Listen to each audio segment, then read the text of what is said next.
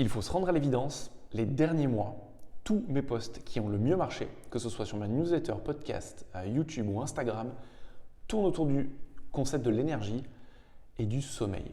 Dès que je parle de sommeil, j'ai un pic statistique qui arrive, c'est incroyable. Et c'est assez intéressant parce que les derniers prospects que j'ai rencontrés, les derniers clients avec lesquels j'ai commencé à travailler, tous ont un problème au niveau du sommeil. En tout cas, ce problème est à régler rapidement. Alors, je ne sais pas si toi, c'est un sujet qui t'intéresse. Néanmoins, je pense que si tu écoutes ce podcast ou tu lis cette vidéo, c'est que c'est quelque chose qui te parle.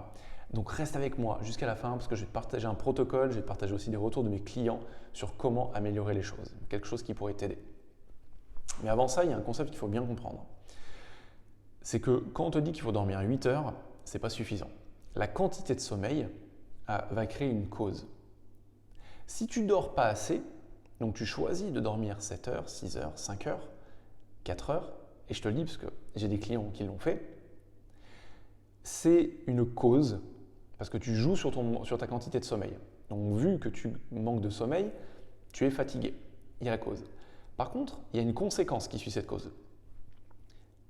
Au début, quand tu réduis dans ton temps de sommeil, mécaniquement, la qualité de ton sommeil va se détériorer. Parce que quand on est fatigué, qu'on ne dort pas assez, même si on a l'impression de bien dormir 5 heures, alors bien sûr, mis à part le pourcentage, les 1 ou 2% de personnes qui sont des petits dormeurs, mais il y en a très peu. Moi, je parle aux 98% des personnes qui pensent être des petits dormeurs, mais qui ne le sont pas.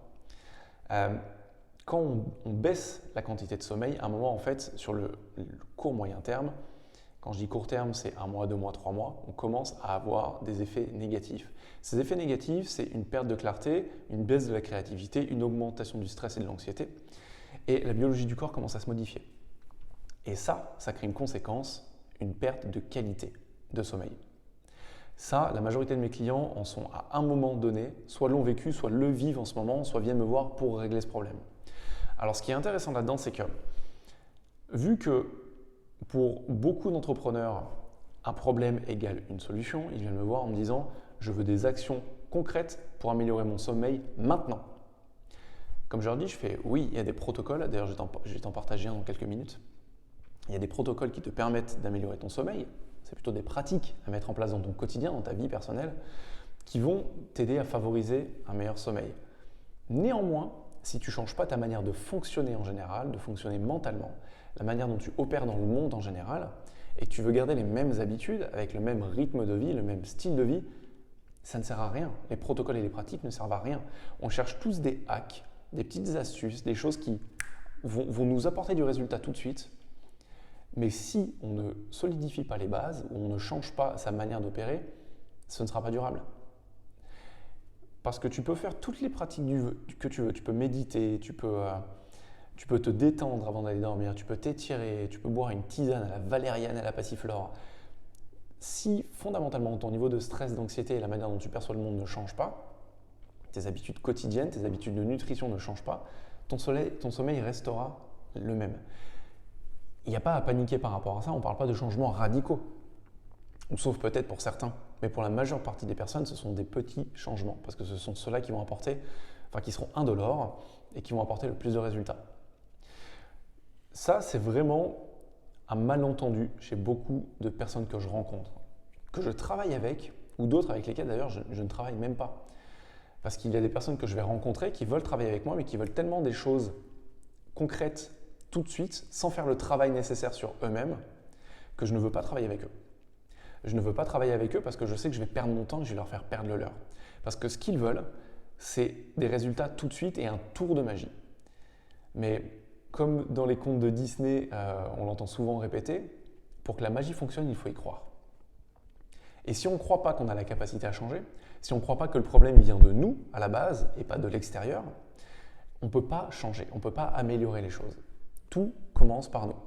Et d'ailleurs, c'est le travail que je fais avec la majorité de mes clients. C'est d'un côté, je vais travailler avec eux en collaboration. Ce n'est pas moi qui fais le boulot, ce n'est pas eux qui font le boulot, c'est une vraie collaboration. À leur faire créer, à faire en sorte qu'ils créent une vie plus zen, plus consciente. Et on va structurer leur vie personnelle et leur business de manière à ce qu'ils se sentent plus zen, plus conscients, plus cool, mais donc beaucoup plus efficaces. Et ce n'est pas l'un d'un côté et l'autre de l'autre. C'est pas on va d'abord travailler la vie perso, puis après le business. Les deux se font en parallèle. Parce que quand on a une entreprise, en tout cas moi c'est les personnes avec lesquelles je travaille qui ont entre 0, 1 collaborateur et 5, 10 collaborateurs, le noyau dur de cette entreprise, c'est le leader. C'est le CEO, c'est le fondateur, c'est les cofondateurs, c'est la fondatrice. C'est la personne qui donne le cap. Et si cette personne, elle est tout le temps au charbon, tout le temps aux 400 coups, tout le temps en mode urgence, en réaction à son environnement, qu'elle est naze, qu'elle se sent fatiguée, anxieuse, stressée, qu'elle a peur au final, ça c'est quelque chose que mes clients n'avouent jamais. En tout cas pas au début.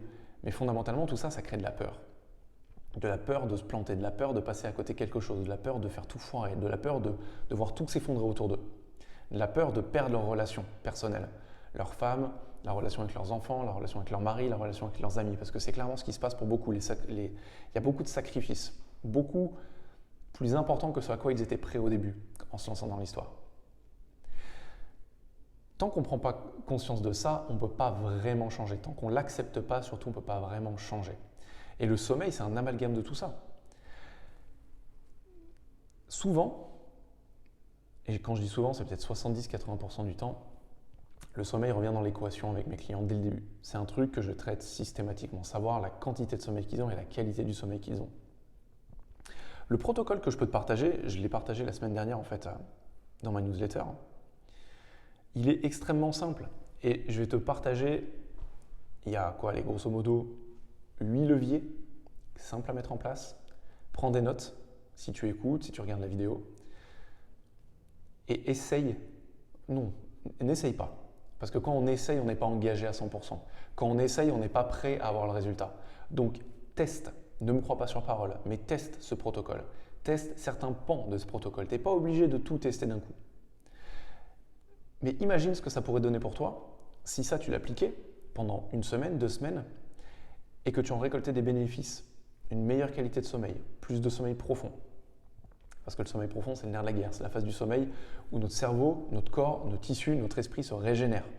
Le sommeil lent et le sommeil paradoxal, les deux autres phases de sommeil, ont d'autres fonctions, mais elles ne sont pas régénératrices, en tout cas pas autant que le sommeil profond. Donc nous, ce qu'on cherche, c'est à maximiser le sommeil profond. D'ailleurs, si ça t'intéresse, tout le fonctionnement du sommeil, il y a tout un chapitre qui en est dédié dans mon livre « Devenez indéboulonnable ». Tu as le lien en description. D'ailleurs, depuis la semaine dernière, il y a un programme en ligne qui est intégré automatiquement à ceux qui achètent le livre en version papier ou en version e-book ou en version PDF pour ceux qui veulent. Tout est en description, je t'invite à y jeter un œil, c'est intéressant. Je ne vais pas tracer là-dedans, là je vais te partager le protocole. Donc la semaine dernière plutôt, excuse-moi, ce que je partageais à mes auditeurs, enfin en tout cas à mes lecteurs de ma newsletter, c'était ce protocole. C'est d'essayer de sortir à l'extérieur minimum 5 à 10 minutes par jour pour prendre la lumière du soleil.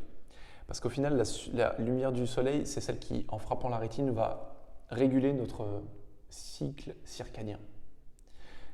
Ce cycle circadien, il est extrêmement important parce que c'est lui qui va définir les hormones qui vont nous, notamment la mélatonine et le cortisol, qui vont nous permettre de nous lever naturellement sans être fatigué, de nous coucher naturellement en étant fatigué. Ensuite, pas de caféine après midi. Ça, c'est quelque chose que je m'applique à moi, sauf des fois le week-end quand j'ai un repas de famille et que je sais que j'ai mangé, que j'ai rien prévu, que c'est pas grave, que je vais me coucher tard, tout ça. Mais je ne bois jamais de caféine après midi. Alors déjà parce que j'ai de la chance par rapport à la majorité des personnes, c'est que je supporte très peu la caféine.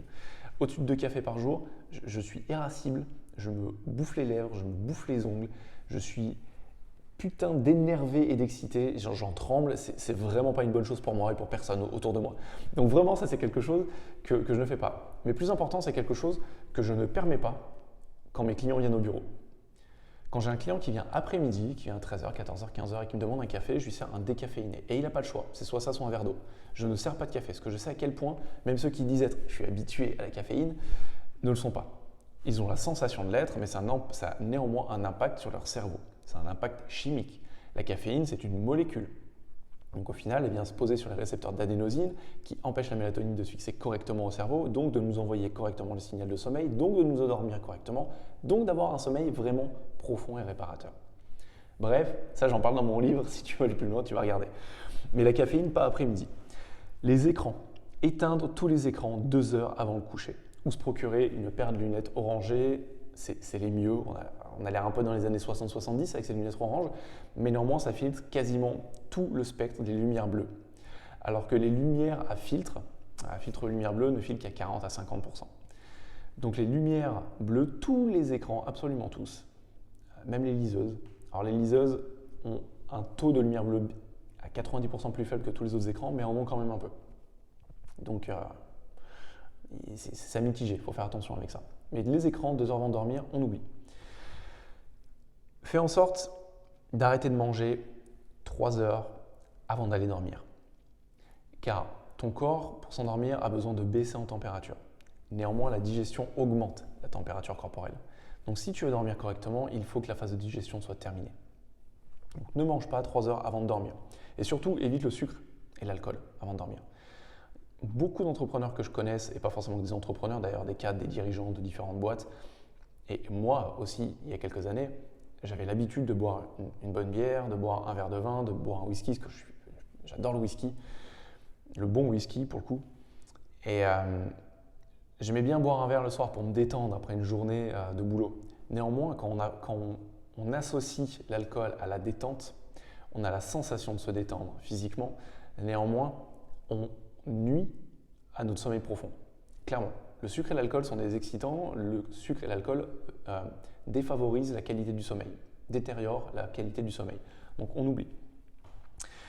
Ça a été aussi le 5e point, un gros sujet pour moi.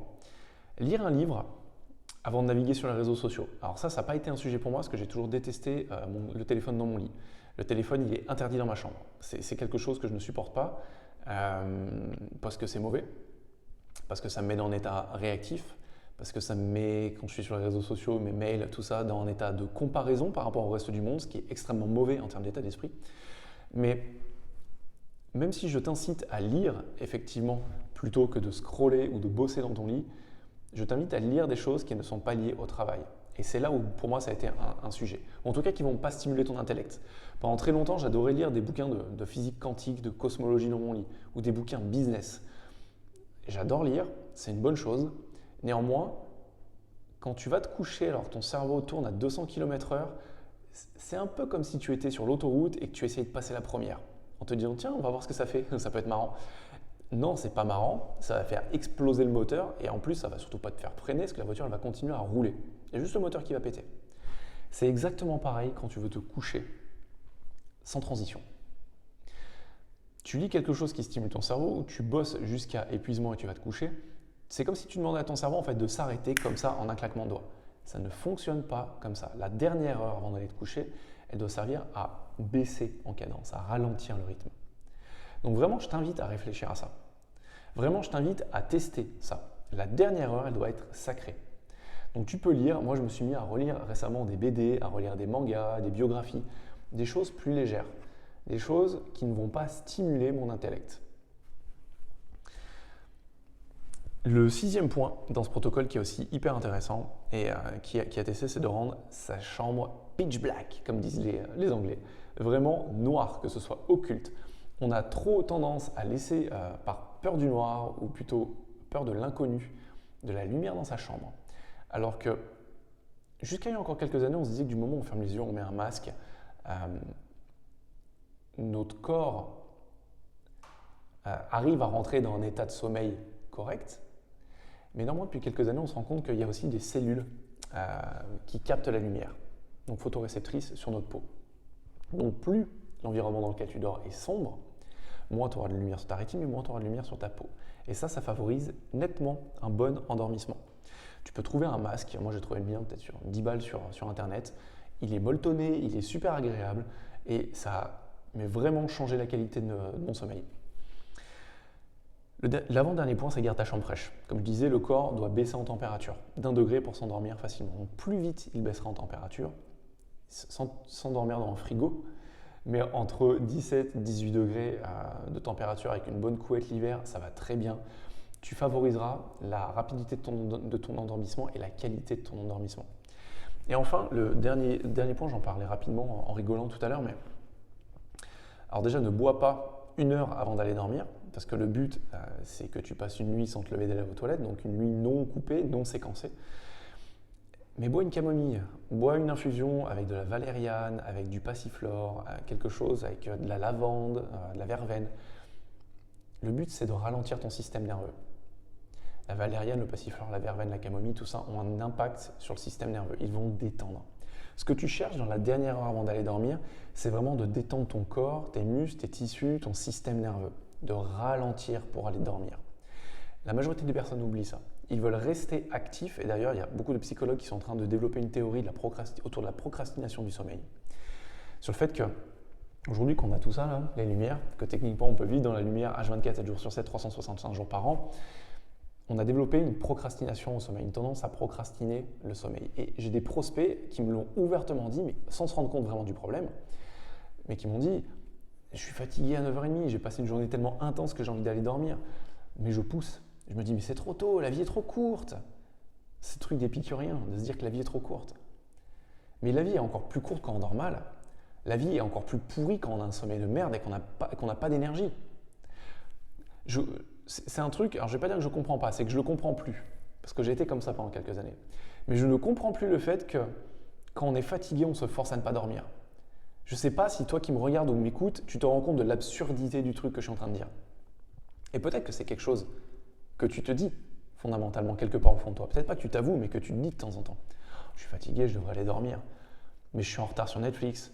Mais je suis en retard sur mon livre. Mais je suis en retard sur ce podcast. Mais je suis en retard sur blablabla. Toutes les données qu'on ingère, toutes les données qu'on se force à bouffer du matin au soir. Tout ça, ça nuit à notre sommeil et ça nuit à notre vie. Ça nuit à nos relations, ça nuit à notre capacité à être efficace au quotidien dans notre travail. Ça nuit à être présent. Ça nuit en fait à notre vie. Ça nous empêche de vivre correctement. On est dans un monde frénétique aujourd'hui. Et ce dont on a besoin, ce n'est pas de plus de frénésie. C'est de moins. C'est de ralentir. C'est de se recentrer sur nous. Parce qu'en se recentrant sur nous, on solidifie les bases. En apprenant à se connaître, on renforce nos fondations. Et c'est ce qui nous permet d'être présent pour les autres. C'est ce qui nous permet d'être plus impactant, c'est ce qui nous permet d'être plus heureux. La vie, elle se crée. Notre business, il se crée. Ce n'est pas des choses qui se font comme ça, par magie, jour après jour. Ce sont les décisions qu'on prend sur la qualité de notre vie et la qualité de notre business qui vont faire qu'on va avoir un business de qualité et une vie de qualité, ni plus ni moins. Ce protocole, est vraiment intéressant. Par exemple, tu vois, pour les infusions, moi, il y en a une que j'aime beaucoup, c'est les infusions Yogi, où il y a du honey-bouge, de la valériane et du rooibos, je crois de mémoire. Alors, les infusions Yogi sont fortes en goût, mais elles sont bio, elles sont super bonnes. Il y en a plein d'autres. Il y a les Clippers aussi que j'aime beaucoup. Donc bref, ça, tu vois, ce sont des choses avec lesquelles tu peux jouer au quotidien. Et je t'invite d'ailleurs à jouer avec. À ne pas les rendre sérieuses, à ne pas les rendre comme des obligations, pas les rendre comme des structures rigides à imposer dans ton quotidien. Joue avec, teste des choses. C'est en testant et en gardant cet esprit enfantin, cet esprit de jeu, que tu vas garder un esprit ouvert, un esprit fluide, un esprit flexible.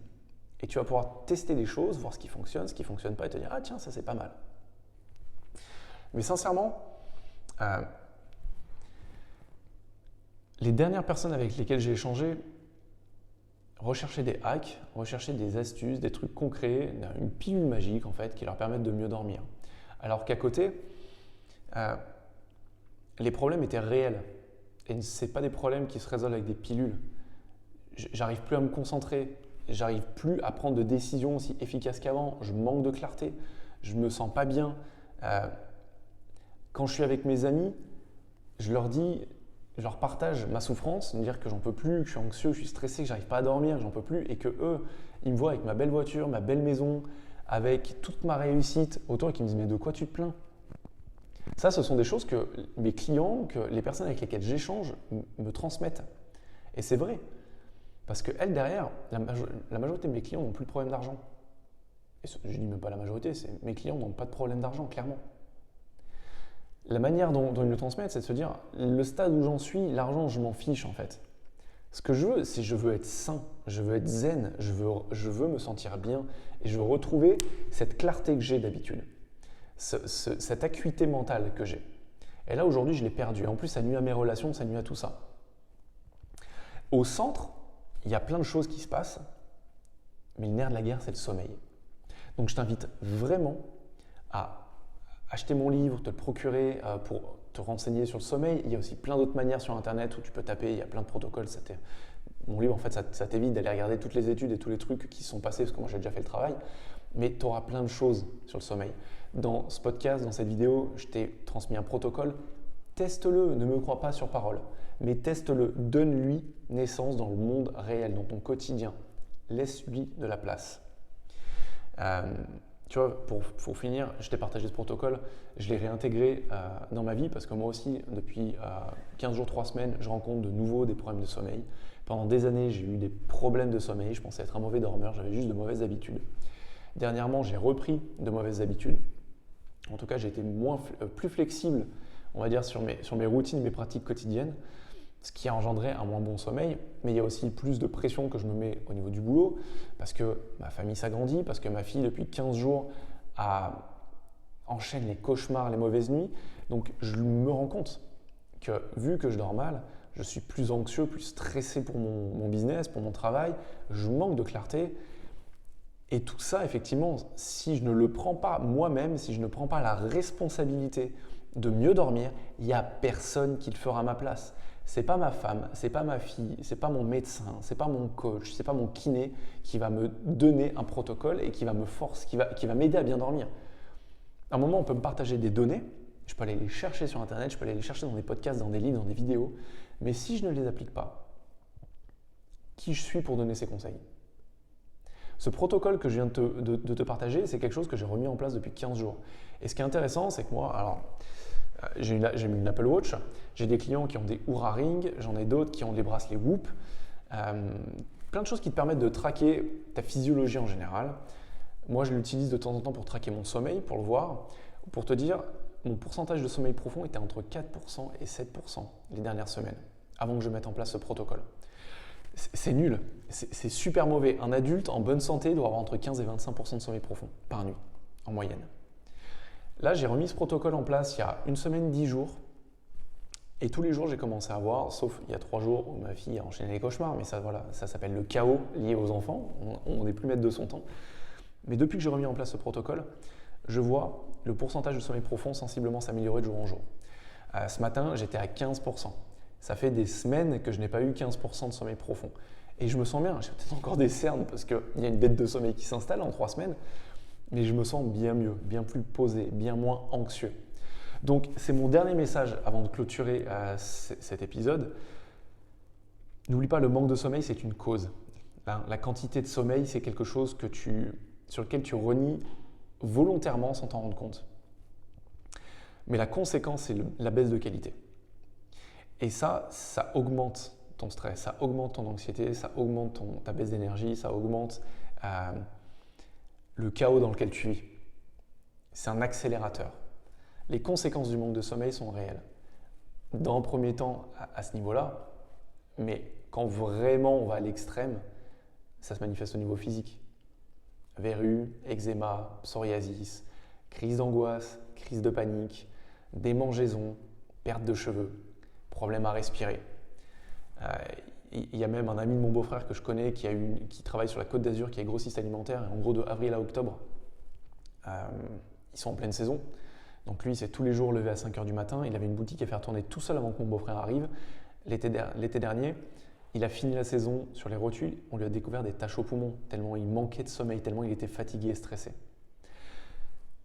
Et aujourd'hui, il y a la majorité des maladies neurodégénératives, Parkinson, Alzheimer, sclérose en plaques, qui commencent à être liées à un manque de sommeil.